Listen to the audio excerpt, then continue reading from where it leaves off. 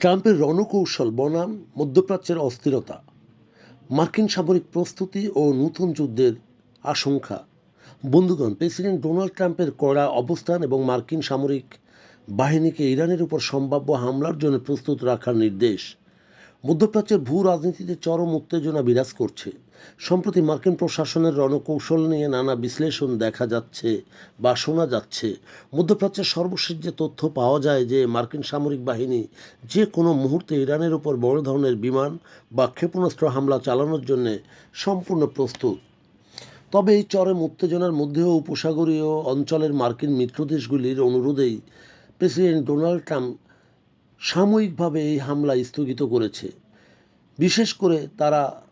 বিশেষ করে আরব মিত্ররা সর্বস্ব দিয়ে আলোচনায় ফেরাতে চাইছে ইরান ও মার্কিন যুক্তরাষ্ট্রকে।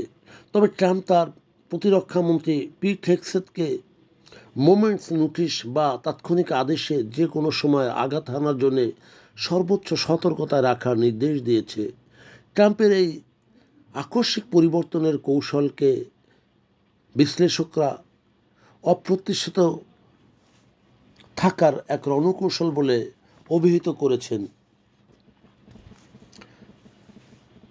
মূলত এই ফর্মুলা প্রতিরক্ষা বিশ্লেষকদের মতে প্রতিপক্ষকে মানসিক চাপে রাখে।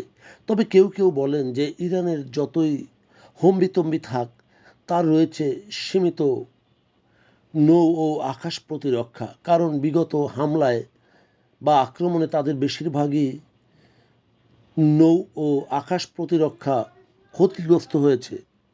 পারস্য উপসাগর বা হরমুজ প্রণালীতে সরাসরি মার্কিন নৌবহরের মুখোমুখি হওয়ার মতো বড় কোনো যুদ্ধজাহাজ বা আকাশ প্রতিরক্ষার সক্ষমতা ইরানের নেই। বিশ্লেষকরা বলেন যে ইরানের যে রণকৌশল বা টাইম বাইং নীতি, সেটি মূলত ইরানের কূটনৈতিক আলোচনায় প্রতিপক্ষকে আলোচনার টেবিলে ব্যস্ত রাখতে চাইছে, যা প্রথাগত সামরিক শক্তি হ্রাস পাওয়ায় ইরান এখন নতুন কৌশল ব্যবহার করছে, যেমন আত্মঘাতী ড্রোন ব্যবহার, ব্যালিস্টিক মিসাইল সাইট পুনরুজ্জীবিতকরণ এবং প্রক্সি নেটওয়ার্কের মাধ্যমে মার্কিন স্বার্থে আঘাত হানার চেষ্টা করতে পারে।